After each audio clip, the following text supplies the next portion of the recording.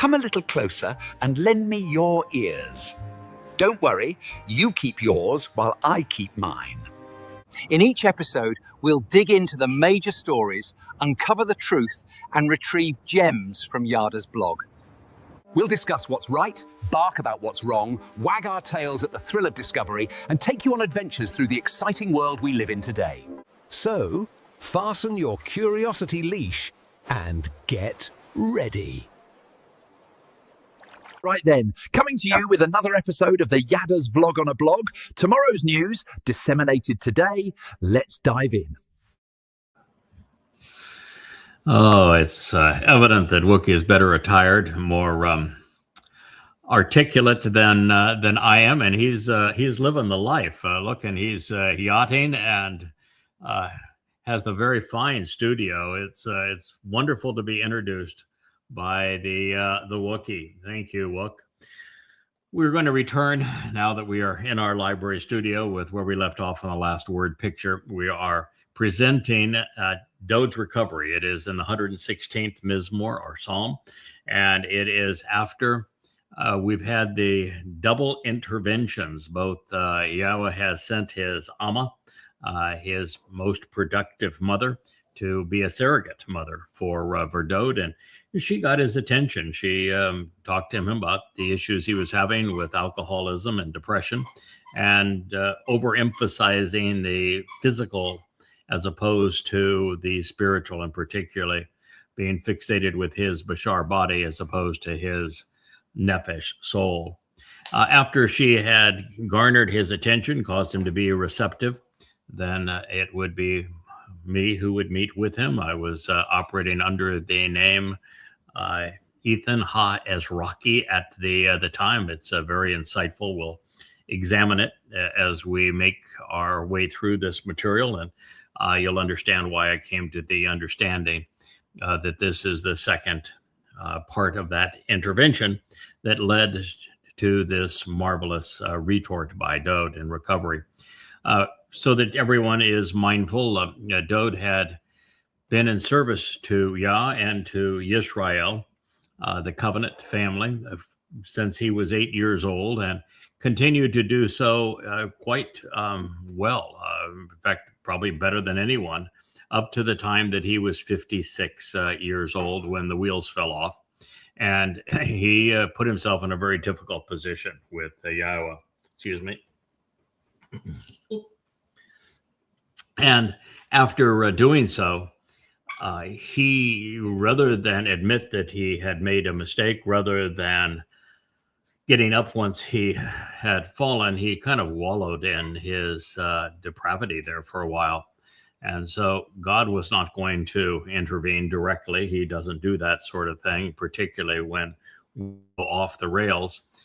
He inserted somebody, in this case, two somebodies, a husband and wife, a surrogate mother and father for Dode, to get his life back on track. And as a result, well, here we are. And he would say, I myself said, I testified in my sorrowful depression and alarming condition. That's where he was, following the Bathsheba incident. With my hasteful disappointment and impetuous anxiety, my panic and my dismay, and my impulsive emotional instability, and my rash disenchantment, my hot-headed outburst, and my apprehension that everybody lies. Yeah. The entirety of the human race is deceived and deceptive, dishonest and delusional, deluded by false gods, and destined to failure. That was Psalm 116:11.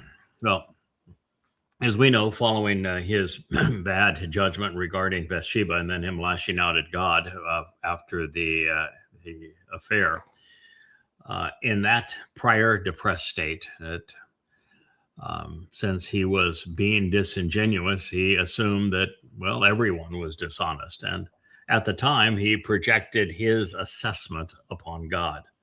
But after recalibrating his thinking, he realized that it was he who had been wrong, and Yahweh could be trusted, and so could those who were speaking for him.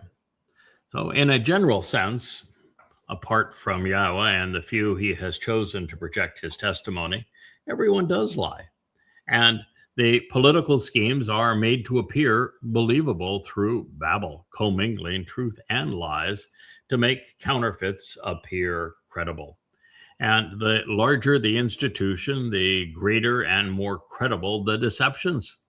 Even today, this is the bane of democracy and of AI, both of which are biased in favor of popular appeal, and thus in favor of religion and politics, which are in opposition to God, but are the most popular institutions among men. So Dode's assessment was pretty accurate. Now, as we considered Dode's next refrain, this is the first that I'm neither certain I nor my wife inspired. Our perspective is that Yahweh has clearly stated what he wants in return for all he has afforded us. In fact, we earn what he has to give by offering him what he expects in return. There is no reason to ask God for something he has previously articulated. Nevertheless, Dode would write, "What will I return? Shoot, what will I bring back and restore to Yahweh for all of his goodness, generosity, advantages, and benefits to me?" Well, the good news is that our King has grown from being embittered to appreciative. But again, we ought not ask God what we shall offer him in return for all that he has been willing to give us in terms of the benefits of the covenant. They are articulated. God's made it really clear. This is what I want you to do. But maybe it was just Dode saying, the magnitude of how he has been favored by Yah deserves a special dispensation, a special amount of devotion. And he would follow through and, of course, fulfill Pesach, Matzah, and Bakorim, which is as devoted as anyone has ever been. So perhaps his question was even answered by what follows. This reads, "The cup, the vessel of Yeshua, deliverance and salvation, I will lift up and carry." Yeah, that is indeed the answer. And and in that name of Yahweh, I will be summoned and called. I will read aloud and be welcomed as I am appointed to the Miqra'ey, Kara. So it's indeed true. This was Dode's response. He lived up to his calling as God had returned to him and he returned to God. Ultimately, they would collaborate on the spring Mikra. And so the cup that Dode would uphold of Yeshua, the cup of salvation, of deliverance, is the one that Dode would lift and carry. He fulfilled Pesach, opening the door to life. Matzah, carrying our guilt into Sheol. And then Bakorim, becoming the firstborn of firstborn children. It is the cup of Yeshua, of deliverance and salvation. And it was borne by Dode himself, our king, in his second of 3 lives. It was something he would bear, lift up, so as to provide salvation. And with and in the name of Yahweh, he says, I will be summoned, I will be called, I will be read aloud and welcomed as I am appointed to the Miqra'ey. Kara, I'm invited, I'm called out, I'm designated, known, recited, and met with, mentioned by name. And indeed, that is true. Kara is the verbal base of Mikra, and in the plural, Miqra'ey. The difference between Kara and Mikra is that the my prefix encourages us to ponder the implications of being invited, called out, designated, appointed, summoned, and of reading and reciting as we are welcomed to meet with God.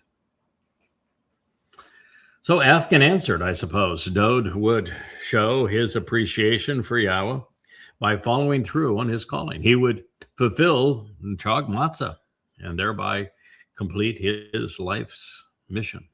He would become our Savior. Although, to do so, it would take a second of 3 lives. It would be 1,000 years thereafter, and he would do exactly as he would report in the 22nd and 88th Mizmor, suffer crucifixion to fulfill Passover, and then enter hell for a heavenly cause in the fulfillment of Matzah, so that we could all enjoy Bikurim. He would indeed, Nasa, lift our burdens. He would carry them away. This is one of many affirmations that Dowd not only restored his relationship with Yahweh, but came to understand the very purpose of his life and the value of what he would achieve in collaboration with Yahweh. So now that we are aware of what the king had to say, he actually knew the answer to his question, did he not? And we can take credit for sharing this with him. This is something that we impressed upon him. It was the purpose of our parental counsel. And while that is reassuring, recognizing that Leah and I were the first to realize that Dowd fulfilled the spring Miqra'ey, we were also the first to ascertain what God wants most from us, and that is Shalem, for us to finish the job that we have been given, to see it through. These are 2 powerful discoveries that the very people who made these discoveries are the ones that shared them with Dowd, who then fulfilled them.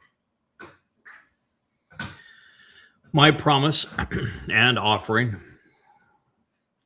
to Yahweh, I will complete, he said, Shalem, totally satisfying and fulfilling the purpose, conspicuously in all earnestness, as a corresponding counterpart, publicly, before all of his people. Psalm 116:14. It is the very thing, these last 2 statements, that we have reemphasized and affirmed and introduced and discovered and shared in as many ways as words allow. Dowd answered the call and fulfilled the Miqra'ey. And in so doing, he delivered Yeshua, salvation. That is his promise. That was his offering. That was his nadir, vow of personal service to Yahweh. He restored his relationship with God and therefore was in a position to Shalem, totally complete, satisfying, fulfilling the purpose of his life. He would bring it to fruition. He would do so conspicuously, in all earnestness, as a corresponding counterpart, publicly, neged, before all of his people. Indeed, at the crossroads of civilization, year 4000 Yah, in Jerusalem, the city of Dowd, Yehudah, the province of the beloved of Yah, just as he had foretold. So the king promised to do what was most needed. He neged conspicuously, as Yahweh's counterpart, in full transparency, served as the Passover lamb by allowing the Romans to crucify his body at the crossroads of the world. It's a shame that his people didn't recognize what he accomplished on their behalf. And for not having done so, they would deceive and deprive themselves through the religions of Judaism, Christianity, and Islam.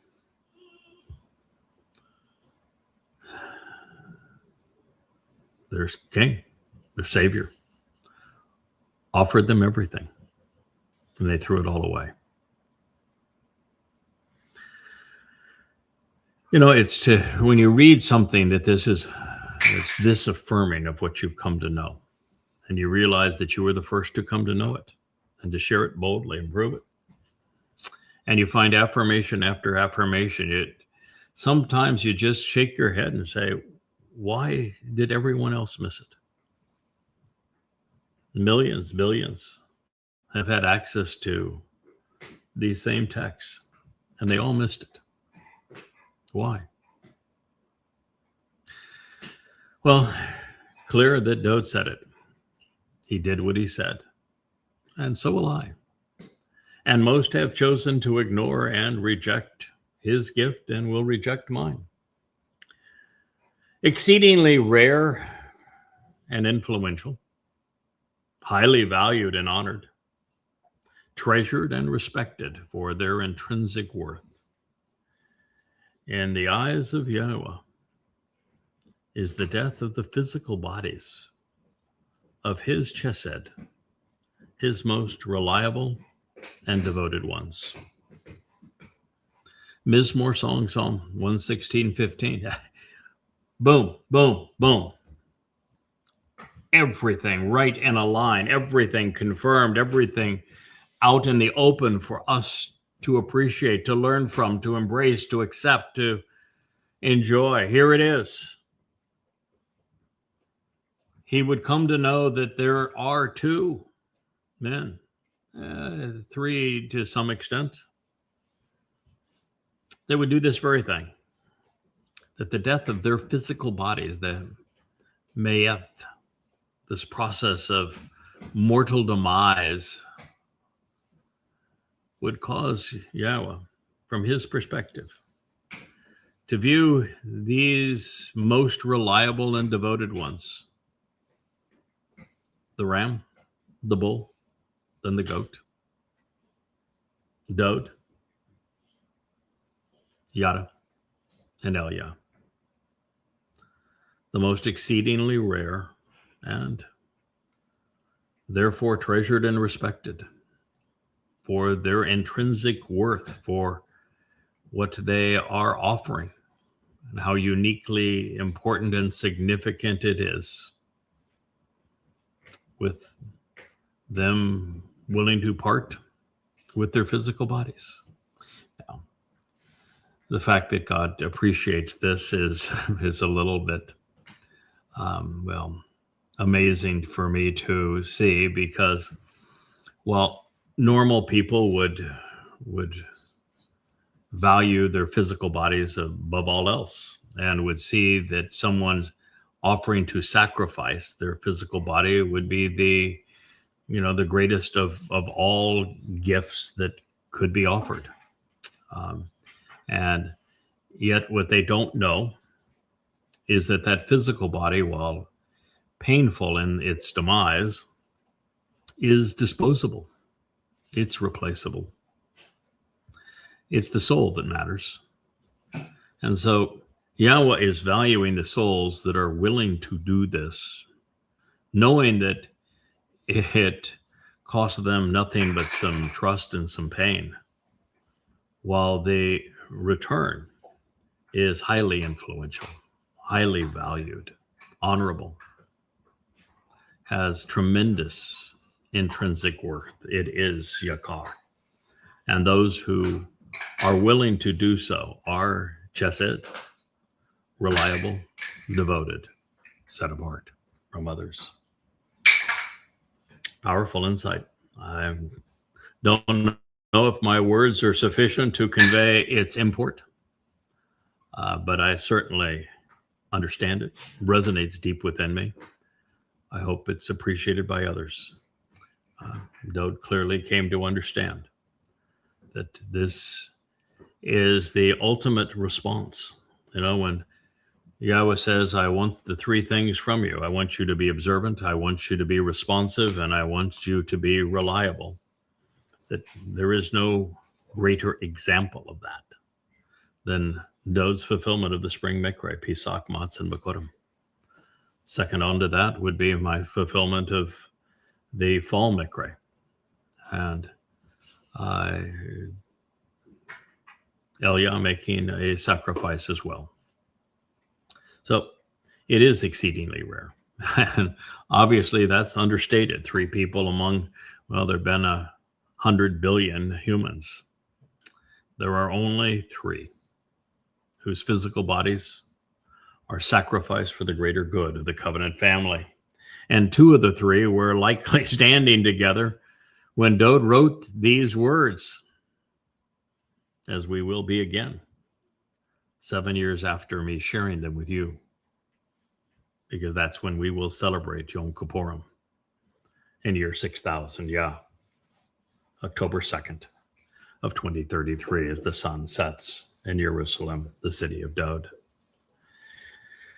By making this prophetic pronouncement, our king has come to realize that the Bashar, the physical body, into which his nephesh soul would be inserted in year 4000, would be slain during the fulfillment of Pesach as the El lamb. And he also knew that he would not be alone, since Mow'ed and Chesed were both conveyed in the plural forms.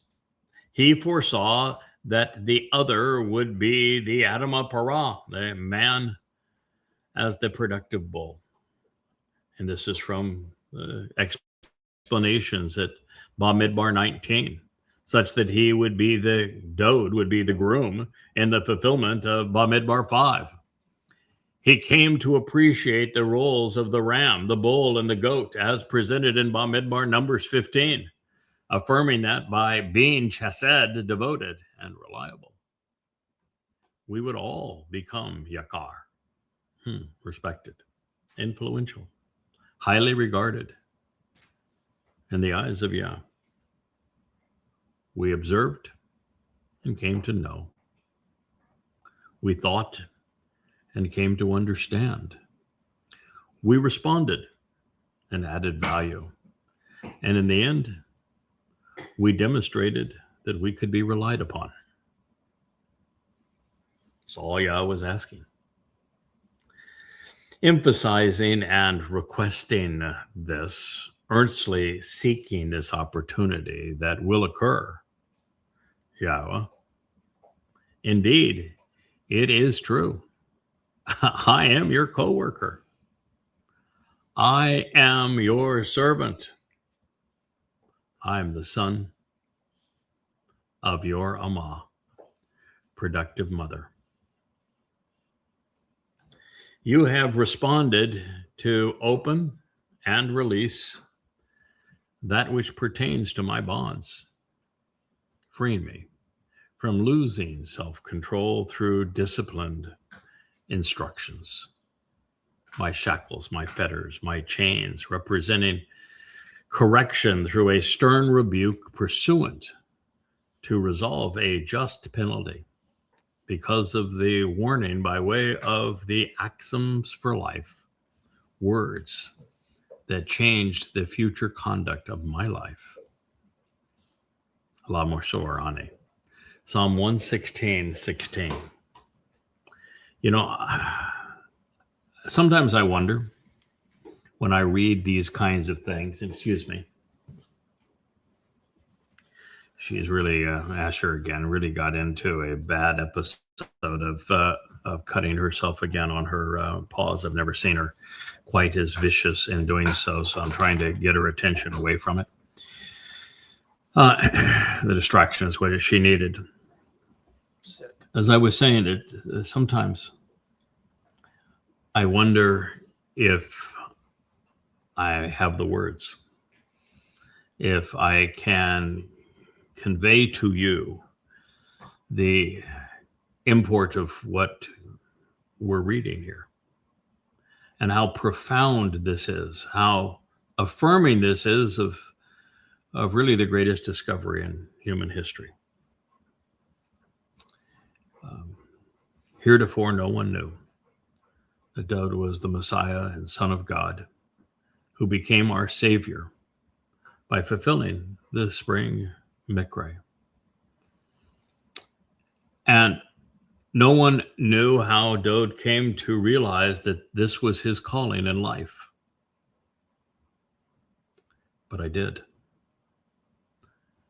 And I not only proved it, I shared this with you. And here now, we realized in reading this that the man who was so distraught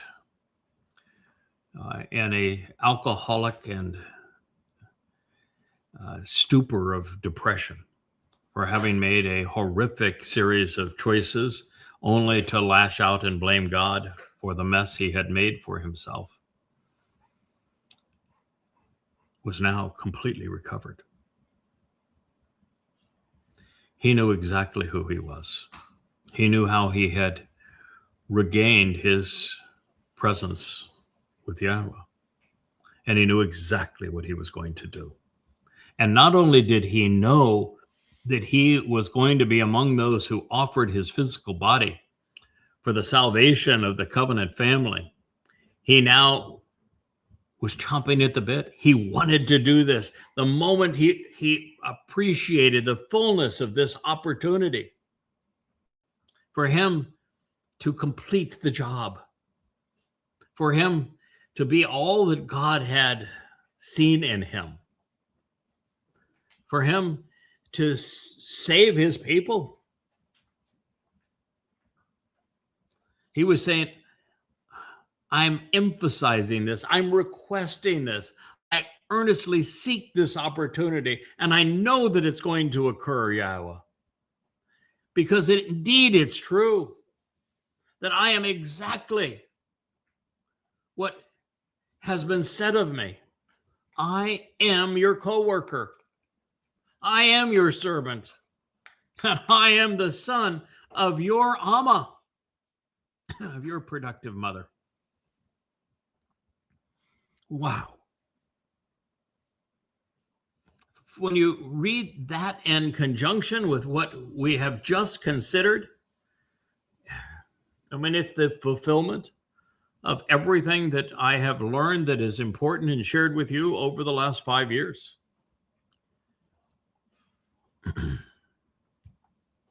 Really, it's that important. Powerful. You have responded to open and release that which pertains to my bonds, freeing me from losing self-control through disciplined instruction. Yes, Yahweh sent his Amma to Dowd. We read all about that intervention in the last Mishal, the 31st proverb. And now, following that, we know that that was the first of two. In that meeting, the Amma confronted Dowd about his alcoholism. She confronted him about his fixation on the flesh. She confronted him about his depression. And she told him that, you are way too important, way too special to your people, to God, to me, to continue to wallow in your present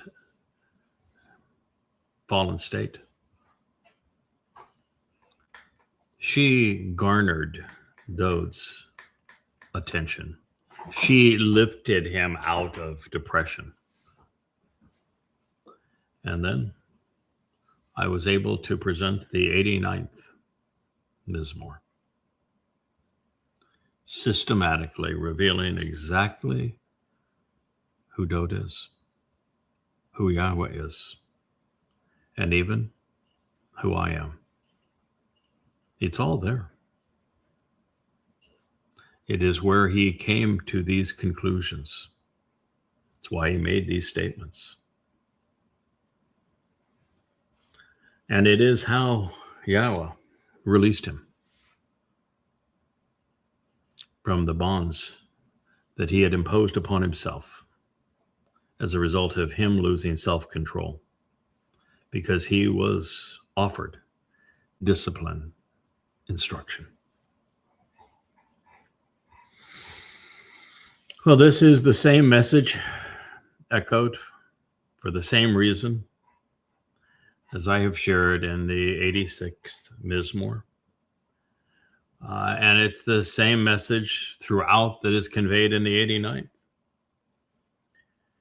But Dode had repeatedly referred, or Yahweh had repeatedly referred to Dode as his Ebed co-worker, saying this over and over again in the glorious song to his son, the 89th Mizmor.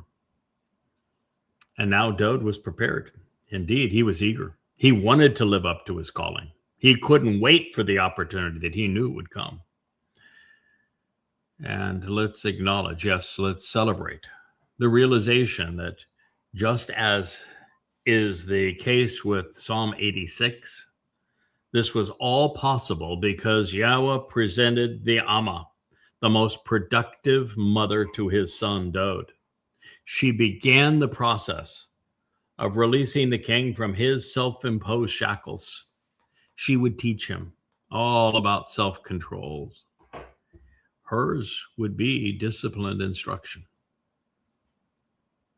But you notice 3 times in the last word picture, it is said specifically that she was there with her Baal. They would work at this together. As a result of this statement, it is now incumbent upon us not only to explore the whole of the 86th Psalm, while re-examining the 89th Mizmor with fresh eyes from an entirely new perspective. You know, I had thought that there had to be something that commemorated year 3000 Yah, although quite frankly, the years that are important are 40 Yobel. 40 Yobel from the expulsion from Eden is, we go from 3968 BCE to 1968 BCE, and the affirmation of the covenant narrative with Abraham and Yishak on Mount Moriah. And 40 Yobel from that point, we have Dode fulfilling Pesach, Matzah, and Lakodim on that same mountain in Yobel year 4000, yeah. And 40 Yobel from that point is when Dode returns, year 2033, fulfilling Yom Kippurim after we provide restitution on taruw'ah, making Sukkah possible. And so the midpoint in all of that time isn't a grand celebration of the date, and we are so close to it. And I had thought that maybe the 89th Mizmor, as powerful as it is, was God's cornerstone, if you will, that it was delivered at the same time that the cornerstone was laid for the temple that Solomon would be constructing, beginning in year 3000 Yah, 968 BCE, and completing 7 years thereafter. But no, that's not the case. Close, but not the case. And I had thought that Ethan Ha-Hizraki was a description of the attitude that was necessary to scribe this, but that for the most part, the 89th Mizmor was God speaking to his son, and that's partly true, but the role that Ethan Ha-Hizraki plays in that psalm is considerable.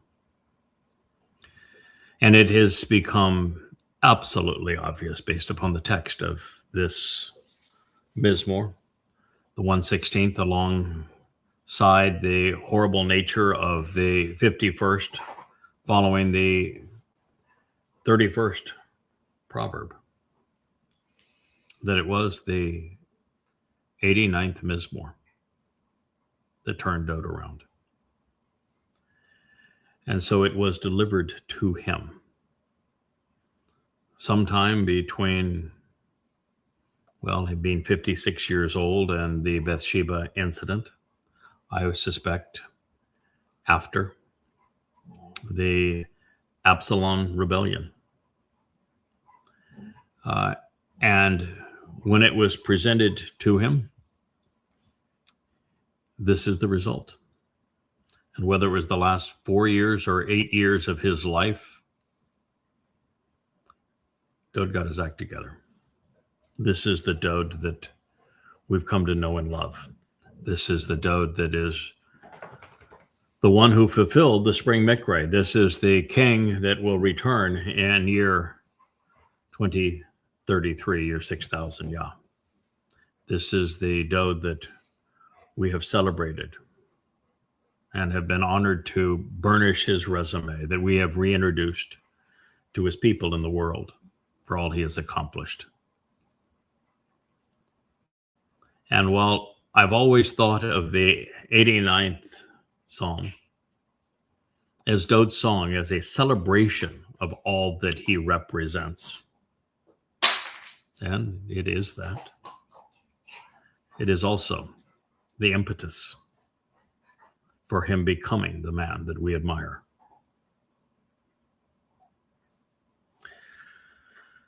So if I may go one step further in light of all of this and the 31st Mashal, we would be wise to consider every proverb, realizing that most of them were written by a father and mother, a husband and wife, on behalf of their son, in light of all that Yahweh intended for them. And in that regard, as we move forward and we consider the co-author of the 89th Mizmor, we'll find that according to God, he is also the author of the Mashal, 30 of 31. And one song, the 89th.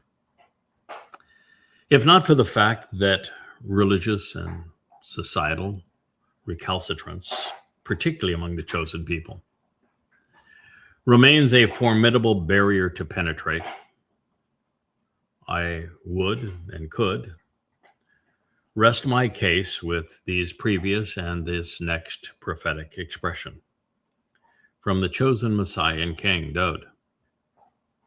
Yes, Dowd fulfilled Passover as the Lamb.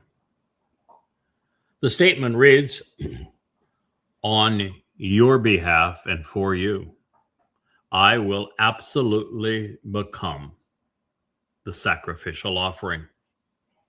Zabak, Zabak, I am the sacrifice, and it's me who will be butchered. Thankful for the opportunity, while conveying appreciation. And in the name of Yahweh, I will be summoned and read aloud, called out and welcomed, as I have always been appointed to the Miqra'ey. Psalm 116, 17. There it is. Dowd, who the world knows as David, the Messiah and King, the very Son of God, the chosen one. He fulfilled Passover. The disposable body his soul carried at the time served as the lamb. He was grateful for the opportunity because it pleased his Father. It served his people. It engendered the trust he would need to be king forevermore. Well, I was alone after 25 centuries of denial in recognizing Dowd's fulfillment of the Miqra'ey through his sacrificial offering, and remain among the few who acknowledge it. And all who do have learned what they have learned based upon what I discovered. One individual can make that kind of difference. So within 7 years, all who survive will know what we have come to recognize. Our King, Dowd, will be acclaimed for having been appointed to the Miqra'ey. he will be celebrated as the tree of lives. And it will be the tree of knowledge who takes the world to him. The single most important line throughout this Mizmor is the one being repeated and reinforced at the close of Daud's song to his father. It reads, "My binding promise and offering to Yahweh, I will honor. I will complete, totally satisfying and fulfilling. Shalem, I will finish, bringing to fruition, emphatically doing so, conspicuously, in all earnestness, as a corresponding counterpart, publicly, in front of all of his people." Mizmor song, Psalm 116:18. He did. We are the beneficiaries. Now let's tell the world.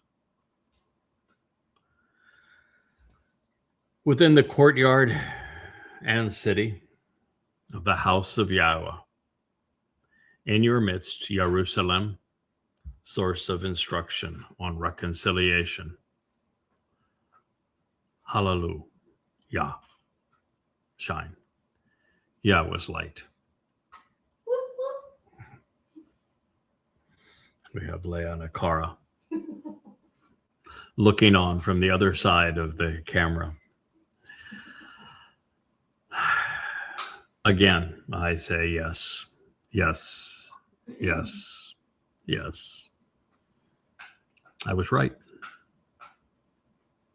And now you can be too. Let's review once again. It began by saying, I am in love. I'm devoted to a close personal relationship. Thank you, Amma. You're the one who encouraged Daud to start thinking, feeling in an entirely different plane than he had been previously playing. I am in love. I am devoted to a close personal relationship. Indeed. Yahweh, he has heard my voice, considering me favorably and affectionately. Surely, he inclined his ear to me, doing so during my days, as I will be summoned and called, proclaimed and invited during the Miqra'ey. A boisterous procession of the plague of death, even the snares of injury, even as the body dies, will for a time encompass me, swirling all around me. And the anguishing distress and troubling ordeal, even of Sheol, hell, will one day find me, attaining and possessing me. I will have met up with and experienced confining agony in a restrictive and emotionally distressful situation, and vexing and annoying affliction, frustrating suffering. And there it is. He knows he's going to fulfill Passover.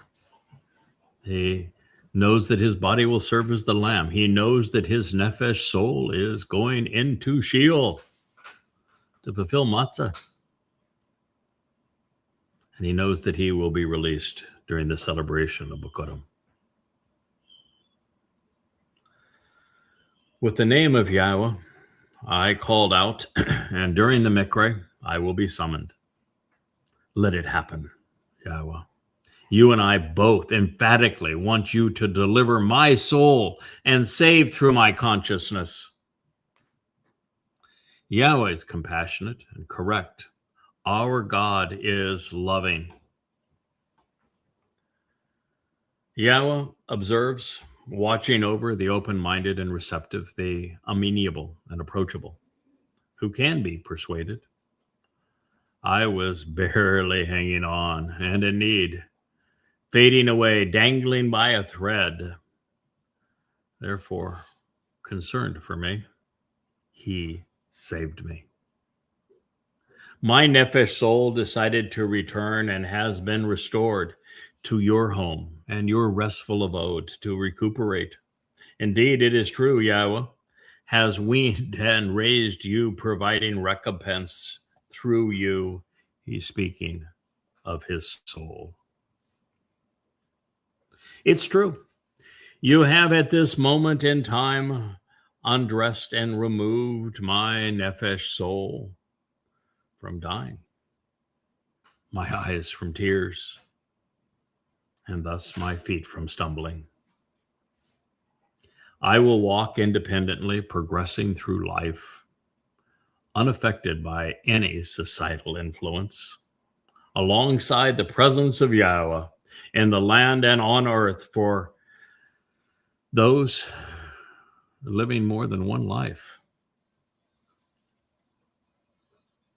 I became trustworthy and reliable. I regained my credibility, becoming dependable. As a result of communicating, I was terribly afflicted and depressed, and now I am totally responsive. I myself sat in my sorrowful depression and alarming condition with my hasteful disappointment and my impetuous anxiety, my panic and dismay. Everybody lies. The entirety of the human race is dishonest and delusional. What? When? Where? Why? And how will I return to Yahweh? For all of his goodness, his generosity, and all of these advantages and benefits to me? The answer? The cup of Yeshua, of deliverance and salvation. I will lift up and carry. I will bear to provide salvation. And with and in the name of Yahweh, I will be summoned and called. I will be read aloud and welcomed as I am appointed to the Miqra'ey.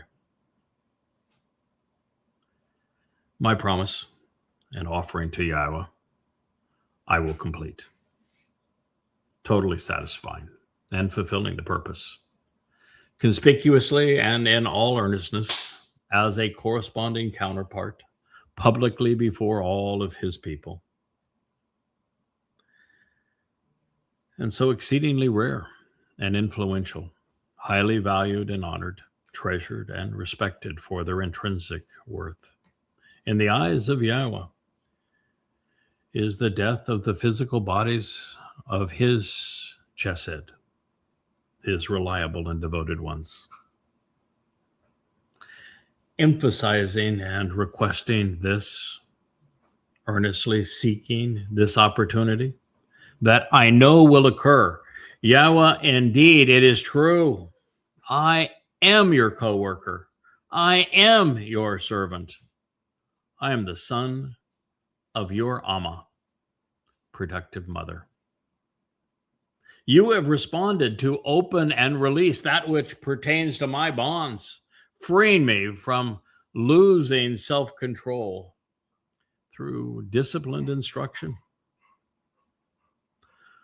On your behalf and for you, I will absolutely become the sacrificial offering. Thankful for the opportunity, while conveying appreciation. And in the name of Yahweh, I will be summoned and I will be read aloud, called out and welcomed, as I have always been appointed to the Miqra'ey.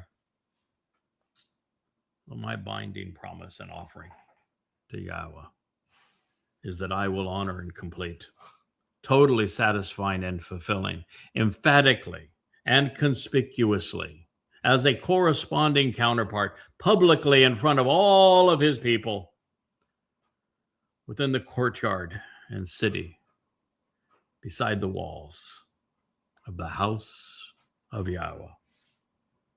In your midst, Jerusalem, source of instruction on reconciliation. Hallelujah. Shine, Yahweh's light. Mizmor Song, Psalm 116 from beginning to end. My life's work is done. It is complete, at least in this phase. Thank you for listening. Good evening.